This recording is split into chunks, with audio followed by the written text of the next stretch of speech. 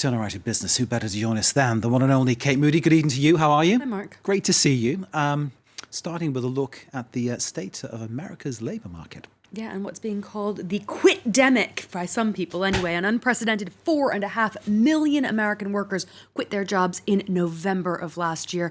That's new statistics coming out today. It is about 3% of the American workforce in 1 month alone, and it continues a record-breaking trend, which has been coined by some as the Great Resignation.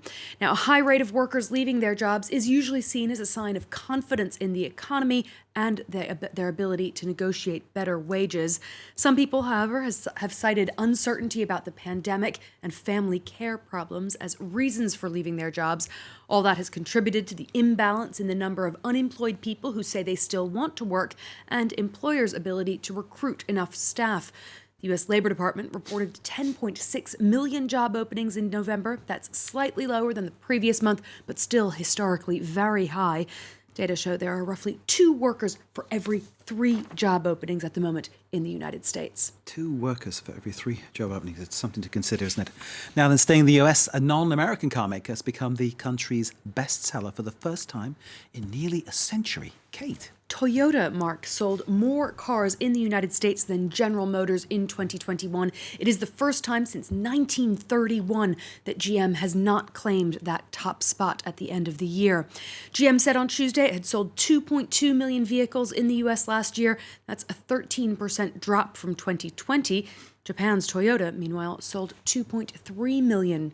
Now, key to this shift is the global shortage of semiconductors. Manufacturers in all sorts of industries around the world have had to slow their production because they can't get their hands on enough microchips, about 2/3 of which are currently produced in Asia. Toyota had essentially stockpiled chips, which allowed it to better navigate the supply chain disruptions. Industry analysts do say that GM is likely to recapture its dominant position in the U.S. market in the coming year, Mark. And finally, today marks the end of an era in the mobile phone industry. Tell us why. Well, they were a trailblazer back at the turn of the century in that shift towards smartphones. Blackberries officially now go out of service today as the company withdraws support for its own internal operating system. Now, you may wonder why that didn't happen a long time ago. There are, though, still some Blackberries floating around. Any of the phones that still rely on Blackberry software and which didn't shift to Android operating systems will gradually now stop working.